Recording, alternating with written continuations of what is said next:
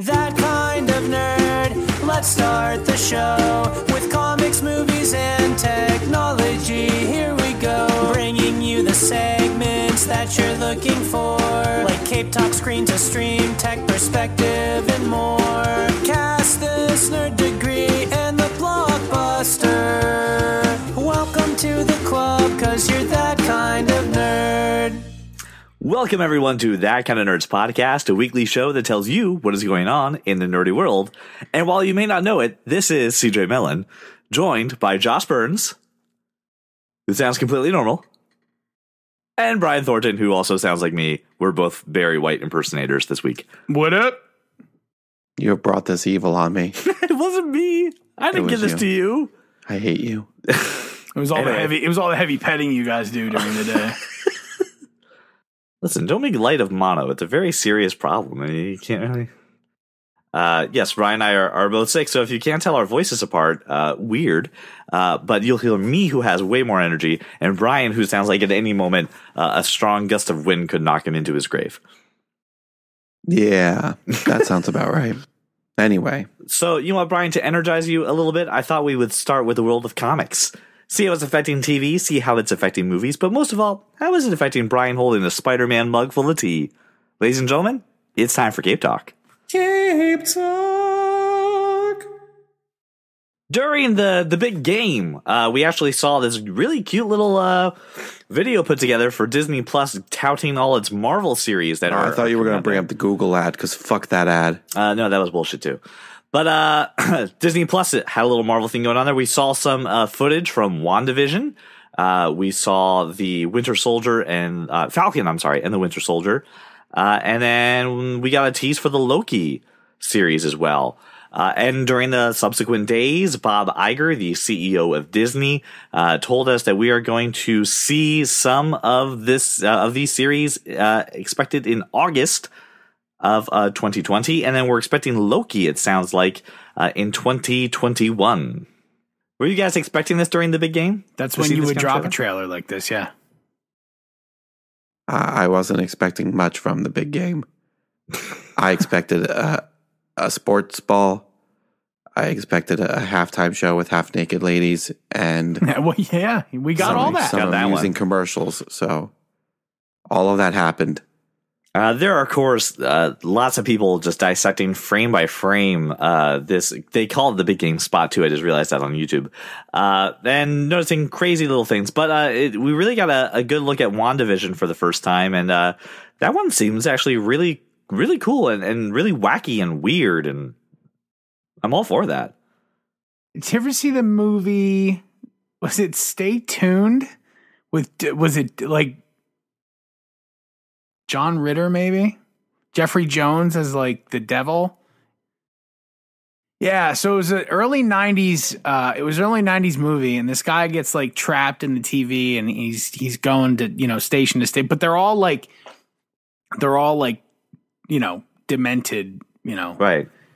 Like, perverted versions of the shows. Yeah. So that I saw the WandaVision thing, and it reminded me of Stay Tuned. Oh my gosh! Yeah, you're right. It's John Ritter in this. This is crazy. I'm watching a trailer of it right now. They did an episode of Supernatural like that too. Of course there is. You have 27 seasons to fill. Of course, grab a movie premise and go for it. 15. Calm down. Anyway, Stay Tuned was a cool flick, but like that, that's what it reminded me of. That's all. Right. I was also surprised by some of the footage from the Falcon and the Winter Soldier, where it looks like they're going to cut some kind of like sporting event and, showing up in character and kind of doing like press tours. Like, I don't imagine superheroes doing halftime shows and press tours. Why is it being called Falcon still? Because he's not Captain America yet. Yeah, he hasn't earned it yet, he said, right? Those scenes of people in the guy in the suit is not him. It's U.S. agent. Guaranteed. Oh, okay. Yeah, but we see him with the shield.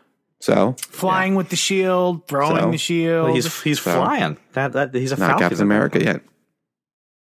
Remember, he said at the end of Endgame that he has to earn this. I'm not trying to diminish the character. He actually says, I'm going to try to earn this and grow into this. So that's why he's not referred to as Captain America yet. Dumb. Well, if you put Captain America and the Winter Soldier, you may also get confused with the movie Captain America Winter Soldier. Okay, Falcon's dumb. Okay. And Captain America's not dumb.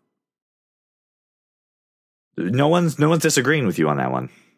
No, I disagree with you on that one. Oh, really? Come on, Falcon's dumb. I like Falcon. Oh, Falcon Falcon's. sucks. I'm sorry. Falcon is dumb. You're all dumb. Falcon sucks. I'm too tired to actually argue my point for this. And anything from Loki, anything kind of tickle your interest at all? He's going to burn that place to the ground, apparently. Somebody stole his fucking stapler. He was told he would not have to move his desk again. Exactly. He had to move his desk, or he was allowed to play music. But yeah, the last time he waited and he didn't get a piece of cake. Right, the cake to people ratio is too low. Which, by the way, was a direct quote from that movie. And I was like, oh, yay, ratio's too low. All right. I missed that joke.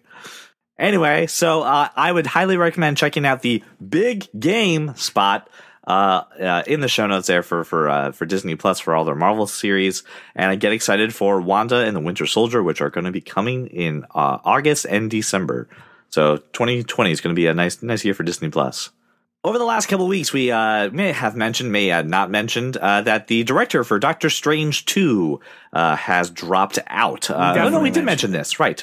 We did. You don't creative difference with Disney. You just do what you have to do. So the latest buzz right now is that Sam Raimi is going to be taking over to direct Spider-Man 2, and you may know Sam Raimi as directing previous Marvel-esque properties of Spider-Man 1, 2, and did he direct 3?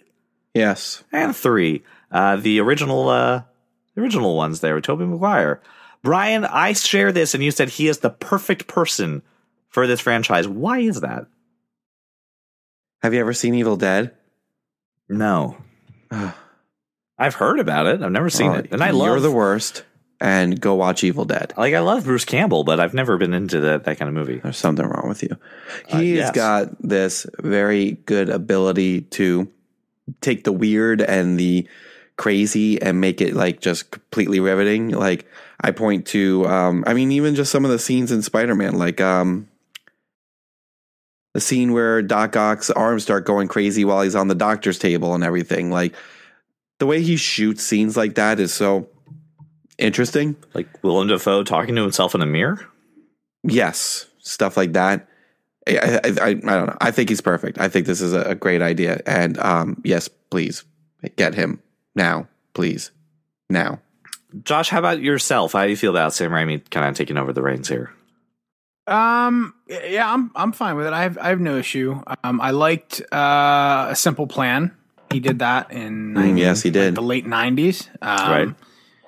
And that was a solid flick. I think not necessarily relevant, but I loved For Love of the Game. If that makes a difference, he directed that. Not so sure Kevin Costner is going to be playing baseball in this Doctor Strange. No, I think it goes more to how the movie was shot and the way the story was told. I think was done really well. Like he manages to draw you into a story that you would otherwise be like, why the hell do I care about this? Show me the baseball. That's what I'm saying. Well, I'm never showing me the baseball. But I feel you. Right. So and fine. And also, he was part of the Hudsucker Proxy, which is a Coen Brothers. I think he wrote it. I kind of agree with the fact that you bring up too, that he does do weird movies, right? I mean, I think he also did the Wizard of Oz prequel, right? The one with Oz the Great and Powerful. Oz the Great and Powerful with Dave. Why didn't Dave I Franco. go to that as an example? What the hell's wrong with me? You're dying of coronavirus. That is the perfect example as to why he's good for Doctor Strange. And I mean, Spider-Man 1 and 2 are very enjoyable films. Spider-Man 3, as we've talked about on our Patreon, it has its moments. It has something to it, then it goes off the rails. My studio intervention. Yes, but that's kind of my question with this. If we already talked about how if you're joining a Marvel project, you are in a machine, right? You are doing things the Marvel way. Is Sam Raimi going to have enough runway to do what he needs to do? Have they learned from the Edgar Wright stuff to let him do what he needs to do? They don't need to. First and foremost, it's Marvel. Right. Like, come on. Get your head out of your ass. But he has to add his flair. Like, you can see a Sam Raimi movie. I think he will. Yeah, I think he'll be able to do it within the confines of what they want done. All right, now, bonus question. With the amount of reconciliation right now happening between Sony and Marvel, is he ever going to get the opportunity to do another Spider-Man movie? Is this something that he can maybe get into? Probably shouldn't. He told his story. He's done. I'm good with it. He had plans for Spider-Man 4, like clearly laid out. He was ready for that one. Of course. What's your point? It's too late. Boat's passed. Yeah, done. But I don't think he's completely. We're not going to do it. No. Oh, okay, all right. He's not the guy for the two Spider-Man movies they've already set up. He's not that guy. He definitely does original movies, though, and he's not the John Hughes clone that they want for those Spider-Man movies. Yeah, very true. But he is a very original director, and it sounds like that the Doctor Strange in the multiverse of madness. I mean, you need someone who can be a little weird to do this. So I'm excited for this. Curious to see how it goes, and hopefully, we turn out with something that has his flair and doesn't feel kind of muted. So, more power to him, and excited to see Sam Raimi back with Marvel properties where he belongs. Well, it's now time to turn our attention to the world of TV and movies in a segment that we call Screen to Stream. And starting off with Brian, you and your horror movies get a moment in the sun right now. We got a trailer for the movie Spiral. Starring Chris Rock and Samuel L. Jackson, which seems to be inside the Saw universe. So, Brian, how do you feel about this trailer? Because you have been dipping your toe into horror. Are you happy to see the Saw franchise come back? Or is this kind of like, hey, I don't really need this? I stopped watching the Saw franchise after Saw 3, so I don't know how I feel yet. I feel like I need to go watch all of the other Saw movies and then revisit how I feel about this. Do we know where this takes place in the Sawverse? Nope, that's why I have to watch all of them. Josh, how about you? I know you're not a big horror fan either. You're in the same boat that I am. We'd rather punch people in the face than sit through a horror film. In the face, really? I mean, come on. Yeah. No, I would punch tiny children in the face. I watched the trailer. I mean, the trailer looks good because, Chris Rock and Sam Jackson. But then I'm reminded, and it's not, Saw wasn't really a horror movie. Saw wasn't a jump scare type movie. Yeah, but jump scares, it doesn't have to be jump scares to be horror. It's a freaking gore fest. That's horror. It's I don't know. What would you categorize it then? What would you call it? I thought it was like a psychological thriller type of thing. You know what I mean? No. At least the first one. Yeah, no.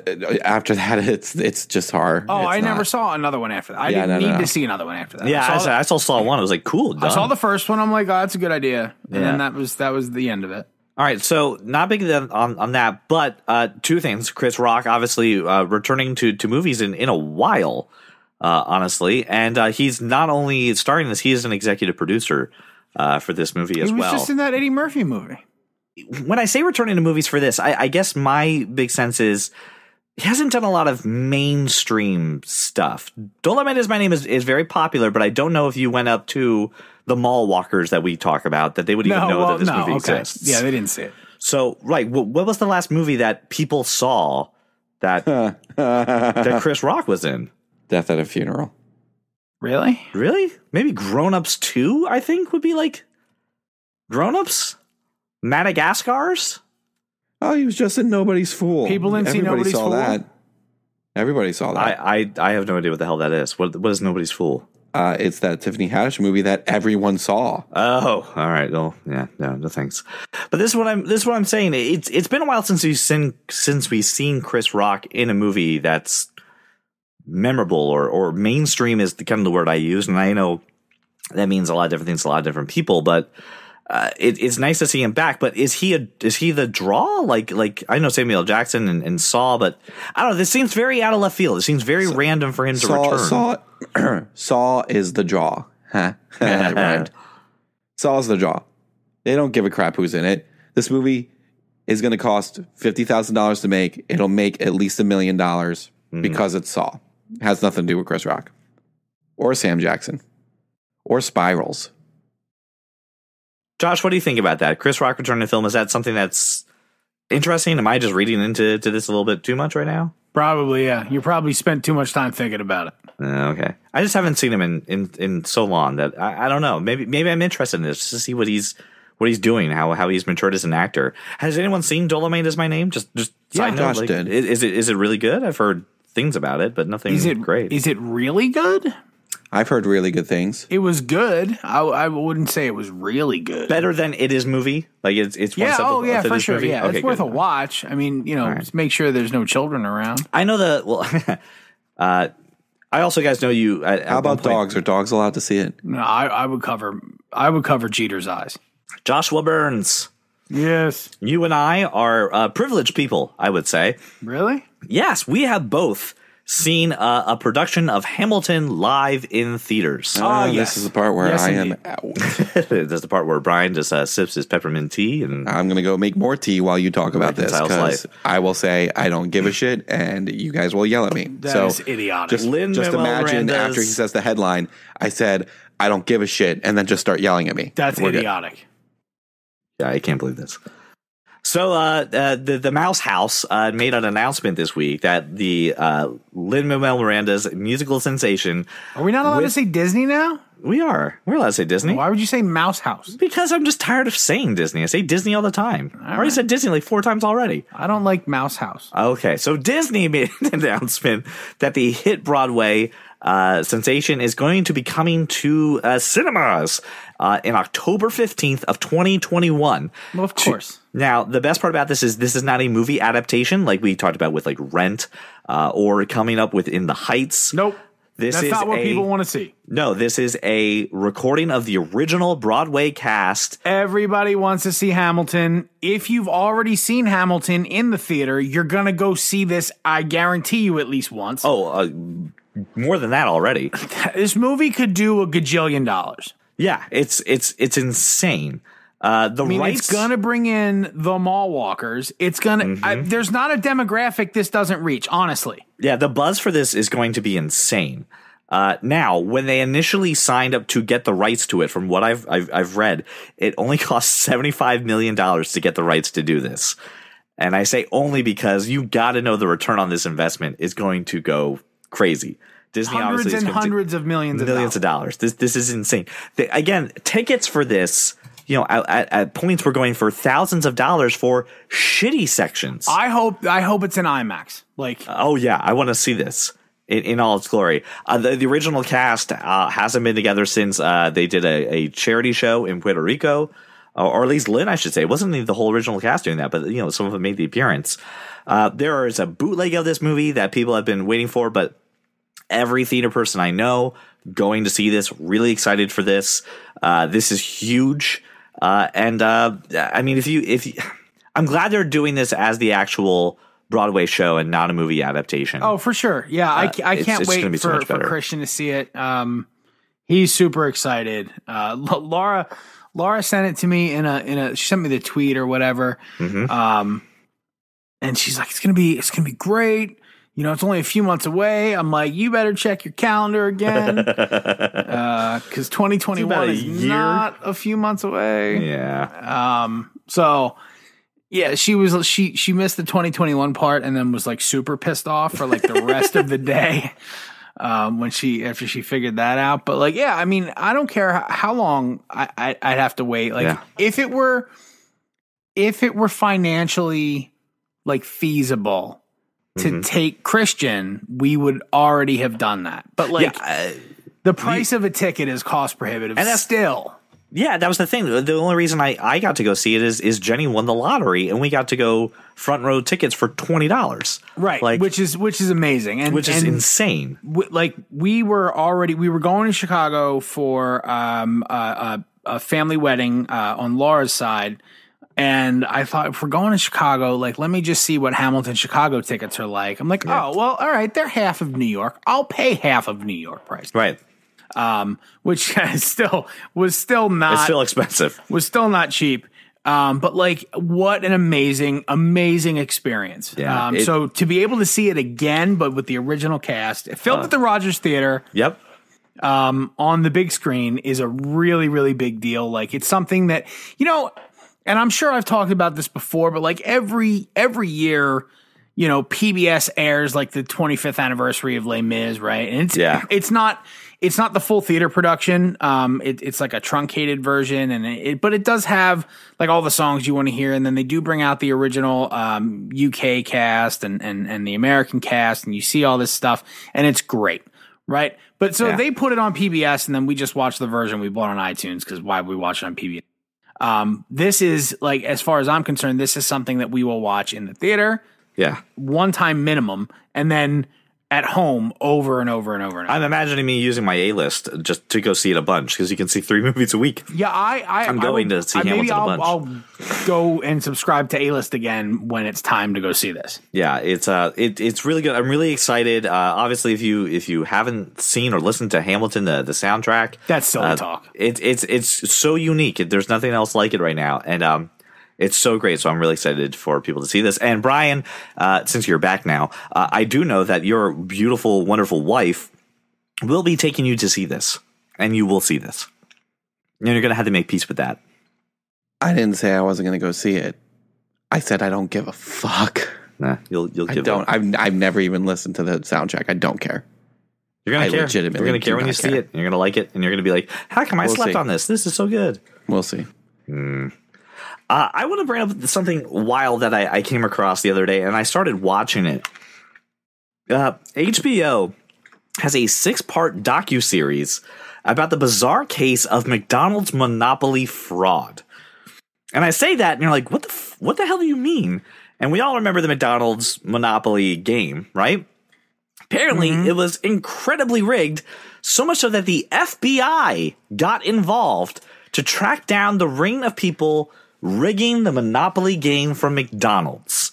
The first episode dropped last week. Second episode should be available by the time you are listening to this episode. It is crazy. And the one FBI agent who is like leading this investigation right now, he's a little mentally weird, and he is just a absolute riot to watch and listen to and tell the story. I highly recommend you check this out. It just seems bananas. Did you see this at all, Josh, before it was in the show notes? No, I mean, it's docu-series. I don't care. Like, HBO does really good documentaries.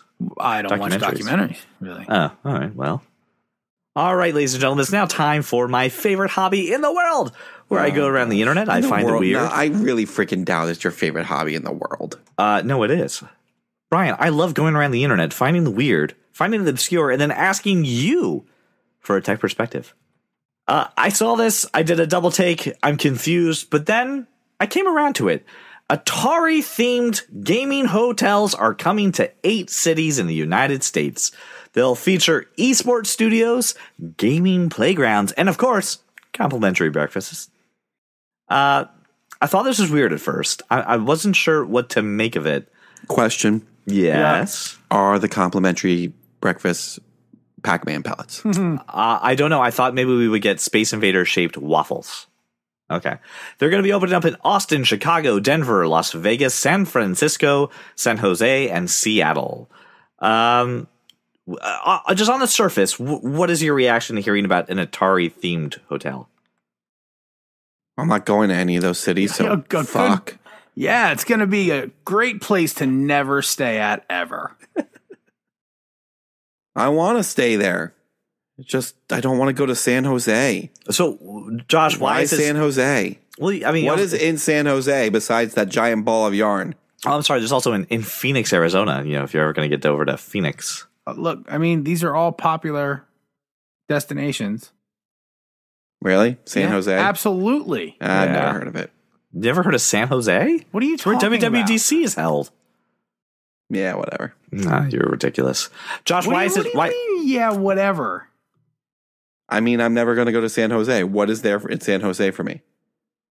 Culture? It's Northern California. It's right, it's right next to Mountain View and Palo Alto. But Southern California has Comic-Con. Southern California sucks ass. Oh, that's your opinion. No, I've been there. It sucks. I've been there a bunch of times. It sucks. So it's San Jose is just south of San Francisco. You can do a lot in San Jose and around San Jose that isn't San Francisco pricing, but is pretty cool. So like That's a cool draw. However, like Atari themed gaming hotel. Now, if it does pull off the actual gaming theme with like more than Pac-Man stencils on the walls and shit, you know what I mean? Like it would have to be pretty serious. And I know they say like esports suites or what, a gaming playground. Okay, but it's going to have to be more than like a room that they call the esports studio and a bank of arcade games that they're calling the gaming playground. Like it's going to have to be pretty immersive as far as that experience goes. But and there should be a fucking Atari hooked up to the TV in every room. I agree with you on that one. You should be able to, like, a network from your room, be able to play with like other people or absolutely. Like, I mean, just what there's got to be. It's got to be more than just we have like the Atari logo on the outside. And the other thing that like is a problem for me, and this is me more than it is anybody else on this podcast or listening to this podcast per se, except for maybe some folks that I work with. I don't see any brand affiliation here.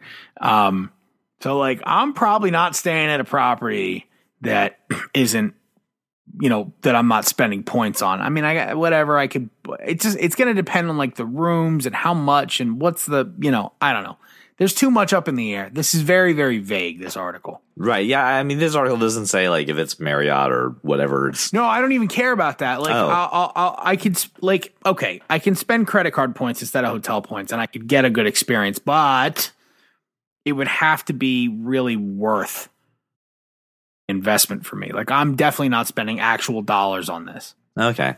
Yeah. So the breakdown that I kind of got from it, obviously as we've talked about over the course of this show, esports is becoming more popular. It's going into more cities. And I'm imagining that these are places where the esports studios are where you have these small, maybe exhibition style things. So if you're trying to get into esports, right, you would go to an Atari hotel and maybe do a qualifying round, right? You would have a tournament or something there. Like if you're getting into esports, you're not playing Atari. You know what I mean? Well, no, I'm not saying it has to necessarily be Atari, but they have. Does anybody know there. what esports Atari is involved with, if any? Nothing. But I can imagine that it'd be easy for someone to coordinate an event around it. It doesn't necessarily have to be an Atari. I get property. it. I'm saying I don't think the two are closely tied. So like to say it's a natural transition for like, the Atari brand to esports, I just don't like Roller Coaster Tycoon. Woo! Right. So but then I think Playground is the other part too, right? Of just, hey, I want to play some, Atari classic games. I want unlimited parts for it. So I think there's something in there. The property looks interesting. I mean, not like super like cool. From the outside. Yeah. It looks like something out of Blade Runner where, the Atari logo was plastered everywhere. So, that's pretty interesting, pretty cool. I don't know. This seems like a cool idea. Really kind of like, I'm not exactly 100% about it. I'm definitely not, just like Brian said, I'm not racing to these cities to stay at an Atari hotel. But I mean, if I ever found myself in Denver to visit somebody and then, it's affordable, I wouldn't say no to staying at an Atari place. It'd be interesting. I will say I would totally stay at one of these places, but I agree with Josh. It should be pretty cool and immersive and all that other stuff. Yeah, you're right. If the first one comes out and it's crap, they're all going to fold. Like no one's going to stay at them if the first one just isn't really good. It'll be like that Nickelodeon hotel that lasted 6 months. Right, yes. All right, just on my continuing quest, apparently to eventually go missing one day, and have the investigation start with who abducted CJ. You're on a quest to go missing? This is apparently... I mean, I can arrange that pretty easily. I'm being targeted. I know people we wouldn't even have to pay to disappear. Oh, yeah, no, there are people who do this for free. Yeah, there's a lot of people who would... I got like 4 of them in my phone. Definitely stuff me in the back of a van somewhere and then just drop me off in the middle of the river. You're in a group chat with at least 2 of them. That's right. Your dad would never do that to me. Anyway, Pablo Escobar's brothers, all right? He's back in the news. You're in a group chat with Pablo Escobar's brother? I am. And he's like, stop making fun of my phones, dude. And I said, no, it's not going to happen. Because remember how we talked about the foldable phone? Yeah, I know, no one cares, whatever. Well, apparently all the people that pre-ordered him never got the phone. No kidding. And since no one ever got the phone, of course, Their next step is to launch a second foldable phone. They never got the phone. You're not saying that they didn't ship them a box with something stuffed Something into inside it. of them, but it definitely wasn't a phone. A scantily clad woman was not at my domicile, giving me a foldable phone. But they're launching their second one anyway, the Escobar Fold 2, which is basically a Chinese knockoff of the Samsung Fold for $399, which is actually pretty cheap for Huge upgrade to the first phone you never got. And this is stupid, and this is dumb. And apparently, Pablo Escobar's hippos are also taking over parts of South America, and they're an invasive species. And if I go missing, I want you to start with sending someone to Colombia, because I'm probably in a hole somewhere. It's the hippo. Are you story. saying you're going to be abducted by a hippo? Yes, and they're quite a peckish. Yes, I hear that. Maybe I would say they would be hungry. Here's what's funny. So like, it's called a bloat of hippos. Right now, A group of hippos. That's what a group of hippos is called. It's called a bloat. Now that's fantastic. Now that is like, that got me thinking. What other interesting? And because it wasn't just that, because what got me thinking of it was pandas. A group of pandas. You know what that's called? No. An embarrassment.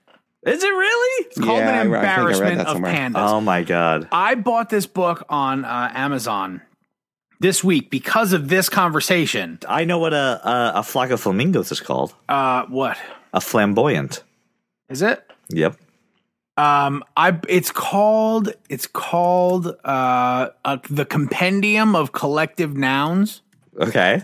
It's just A to Z. Okay. Of exactly what we're talking about right now. And I was like, I just got it from Amazon, today, yesterday, and so, but we're talking about A to Z, right? Right. A hive of allergists. Ha. Okay. A Mayflower of Americans. A hive of allergists? Yes, a hive of allergists. Wait. Is this like... Is this a joke? I don't know if it's actually called a bloat of hippos now. It is. It can be. I don't know. I'm looking at this book and I'm reading. It's just. I gotta Google this now. Yeah. I'm doing it right now. A compendium of collective nouns.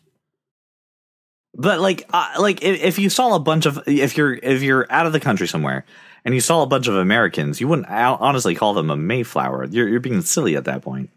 No, you wouldn't. That is silly. No, he's right.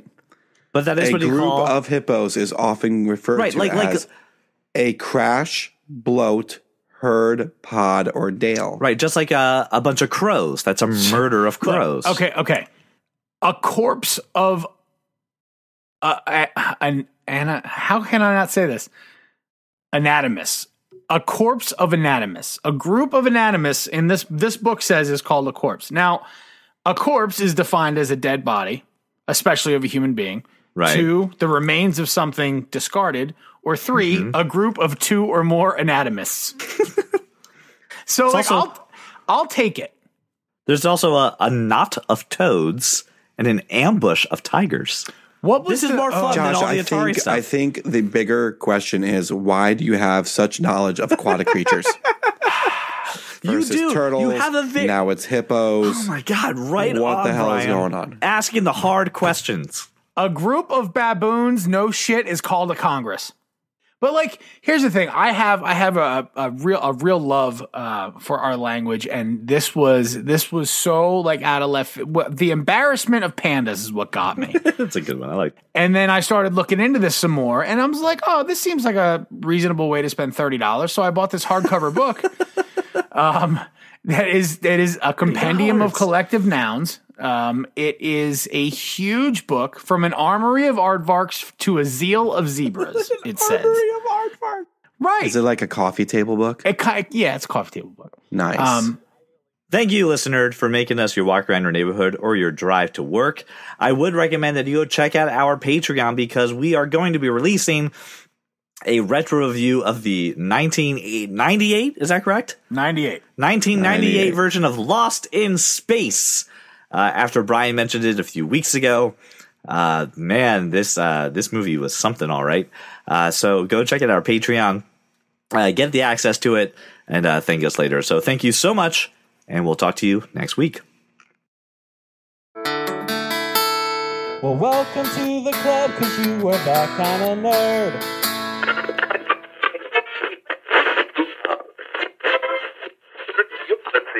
Talent about me right now. I can fake my normal voice. Welcome everyone to, oh damn it, I lost it. No, that wasn't normal. No, it wasn't. I had it earlier. And I lost it. This fucking tea is the tits. Just it is everything in my life right now. I'm just gonna put that out there. Well, it's in a Spider-Man mug, which makes it all the better. No, it's not the mug. It's just the tea. Just